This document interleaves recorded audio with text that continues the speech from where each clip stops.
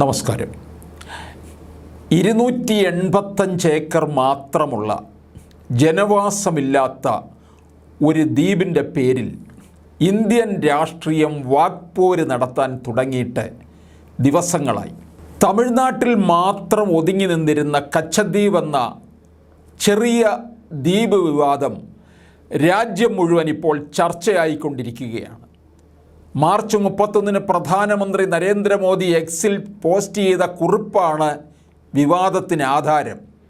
കച്ചദ്വീപിനെ കോൺഗ്രസ് നിർദ്ദയമായി ശ്രീലങ്കയ്ക്ക് വിട്ടു നൽകിയെന്നും ആ പാർട്ടിയെ ഒരിക്കലും വിശ്വസിക്കാനാകില്ലെന്നുമാണ് കച്ചദ്വീപിനെ ഇന്ദിരാഗാന്ധി എങ്ങനെയാണ് ശ്രീലങ്കയ്ക്ക് വിട്ടു നൽകിയത് എന്ന തലക്കെട്ടിലുള്ള മാധ്യമ വാർത്ത പങ്കുവച്ചുകൊണ്ട് മോദി ആരോപിച്ചത്.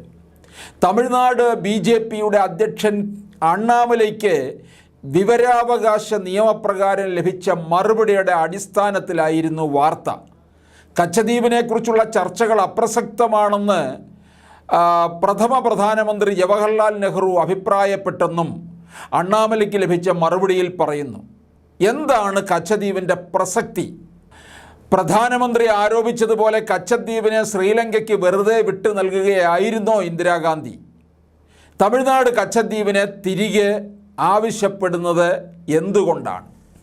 എവിടെയാണ് കച്ചദ്വീപ്? തമിഴ്നാടിനെയും ശ്രീലങ്കയെയും വേർതിരിക്കുന്ന പാക് കടലിടുക്കിലെ ചെറുദ്വീപാണ് കച്ചദ്വീപ്. മദ്രാസ് ഗവർണറായിരുന്ന റോബർട്ട് പാക്കിൻ്റെ പേരിൽ നിന്നാണ് കടലിടുക്കിന് ഈ പേര് ലഭിച്ചത്. തമിഴ്നാട്ടിലെ രാമേശ്വരത്ത് നിന്ന് 19 കിലോമീറ്ററും ശ്രീലങ്കയുടെ ഡെൽഫറ്റ് ദ്വീപിൽ നിന്ന് 22 കിലോമീറ്ററും അകലെയാണ് കച്ചദ്വീപ്. 1.6 കിലോമീറ്റർ നീളവും 300 മീറ്റർ വീതിയും മാത്രമുള്ള ദ്വീപിൽ കുടിവെള്ളമില്ലാത്തതിനാൽ ജനവാസം സാധ്യമല്ല. മത്സ്യത്തൊഴിലാളികളുടെ കാവൽ ദൈവമായ അന്തോണീസ് പുണ്യാളൻ്റെ പേരിലുള്ള കത്തോലിക്ക പള്ളി മാത്രമാണ് കച്ചദ്വീപിലുള്ള ഏക നിർമ്മിതി. 1905 ഈ പള്ളിയുടെ പണി പൂർത്തിയായത്. എല്ലാ വർഷവും ഫെബ്രുവരി മാർച്ച് മാസത്തിൽ നടക്കുന്ന ഒരാഴ്ച നീളുന്ന പള്ളിപ്പെരുന്നാളിന് മാത്രമാണ് സാധാരണയായി ഇവിടേക്ക് ആളുകൾ എത്തുന്നത്. തമിഴ്നാട്ടിൽ നിന്നും ശ്രീലങ്കയിൽ നിന്നും വിശ്വാസികൾ പെരുന്നാളിന് പള്ളിയിലെത്തുമായിരുന്നു. ജാഫ്ന അതിരൂപതയുടെ കീഴിലാണ് സെൻറ്റ് ആൻ്റണീസ് ചർച്ച്. AD 500 മുതൽ 1500 വരെയുള്ള കാലഘട്ടത്തിൽ ജാഫ്ന സാമ്രാജ്യത്തിൻ്റെ ഭാഗമായിരുന്നു കച്ചദ്വീപ്.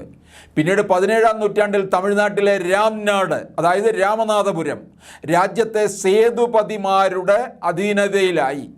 ഇന്ത്യയും സിലോണും, ഇന്നത്തെ ശ്രീലങ്ക, ബ്രിട്ടീഷ് ഭരണത്തിന് കീഴിലായതോടെ ഏറെക്കാലം ദ്വീപിന് മേലെ ആരും അവകാശവാദമൊന്നും ഉന്നയിച്ചില്ലെങ്കിലും 1-ാം ലോകമഹായുദ്ധത്തിന് ശേഷം ഇന്ത്യയിലെ ബ്രിട്ടീഷ് ഭരണകൂടവും സിലോണിലെ ഭരണകൂടവും തുരുത്തിനുമേൽ ഉടമസ്ഥാവകാശം ഉന്നയിച്ചു. 1921 ഇന്ത്യയും സിലോണും തമ്മിലുള്ള സമുദ്രാതിർത്തി നിർണ്ണയിക്കാൻ ചേർന്ന സമ്മേളനത്തിലായിരുന്നു ഇത്. കച്ചദ്വീപ് സിലോണിൻ്റെ ഭാഗമെന്ന് അവരും രാംനാട്ടിലെ രാജാവിൻ്റെ കീഴിൽ നിന്ന് ഇന്ത്യയും അവകാശപ്പെട്ടു. തുടർന്ന് ഏറെ ചർച്ചകൾക്ക് ശേഷം 17-ാം നൂറ്റാണ്ടിന് മുൻപ് കച്ചദ്വീപ് സിലോണിൻ്റെ ഭാഗമായിരുന്നുവെന്ന വാദം ഇരുവിഭാഗവും അംഗീകരിച്ചു. രണ്ട് രാജ്യങ്ങളും സ്വതന്ത്രമായതിനു ശേഷം 1974 ജൂൺ 26 അന്നത്തെ പ്രധാനമന്ത്രി ഇന്ദിരാഗാന്ധിയും ശ്രീലങ്കൻ പ്രധാനമന്ത്രി സിരിമാവോ ബണ്ടാരനായികയും ഒപ്പുവെച്ച ആദ്യ ഇന്ത്യ ശ്രീലങ്ക സമുദ്ര അതിർത്തി കരാറിലും നേരത്തെ ഉണ്ടായ ധാരണ പ്രകാരം കച്ചദ്വീപിനെ ശ്രീലങ്കയുടെ ഭാഗമാക്കി അതിർത്തി നിശ്ചയിച്ചു. എങ്കിലും ഇന്ത്യയിൽ നിന്നുള്ള മത്സ്യത്തൊഴിലാളികൾക്ക് ശ്രീലങ്കൻ വിസയോ യാത്രാരേഖകളോ ഇല്ലാതെ തുരുത്തിൽ വിശ്രമിക്കാനും വലയുണക്കാനും പള്ളി സന്ദർശിക്കാനും കരാറിൽ അനുമതി നൽകിയിരുന്നു.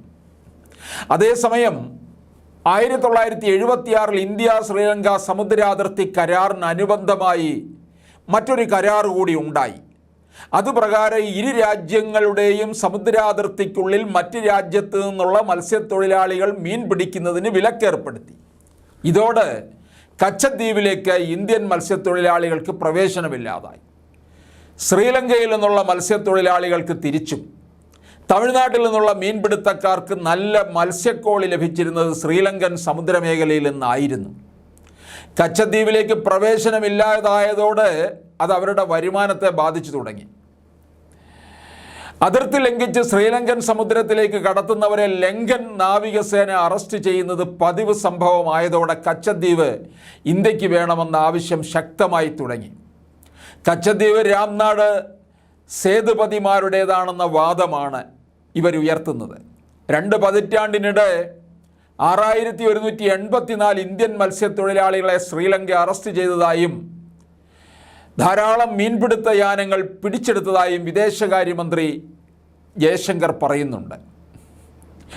തന്ത്രപ്രാധാന്യം മനസ്സിലാക്കാതെ നെഹ്റു ഇന്ദിരാഗാന്ധിയും കച്ചദ്വീപ് ശ്രീലങ്കയ്ക്ക് വിട്ടുകൊടുത്തുവെന്നാണ് ഉയർന്ന പ്രധാന ആരോപണം.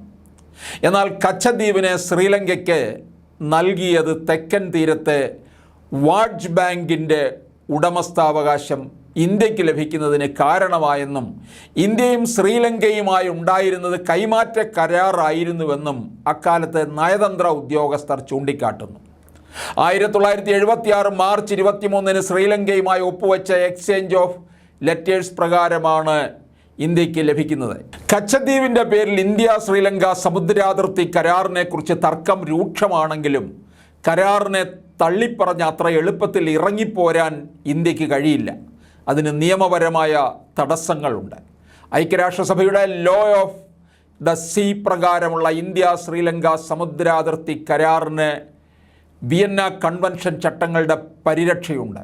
2 രാജ്യങ്ങൾ തമ്മിൽ ഒപ്പുവെച്ച കരാറിൽ നിന്ന് ഒരു രാജ്യത്തിന് ഏകപക്ഷീയമായി പിന്മാറാനാവില്ലെന്ന് വിയന്ന കൺവെൻഷൻ കരാർ നിയമത്തിലെ 56-ാം ആർട്ടിക്കിൾ വ്യവസ്ഥ ചെയ്യുന്നു. അഥവാ ഒരു രാജ്യത്തിന് കരാറിൽ നിന്ന് പിന്മാറണമെങ്കിൽ കാരണസഹിതം ആദ്യം പങ്കാളി രാജ്യത്തെ ഇക്കാര്യം അറിയിക്കേണ്ടതുണ്ടെന്നും 65-ാം ആർട്ടിക്കിളിലും പറയുന്നു.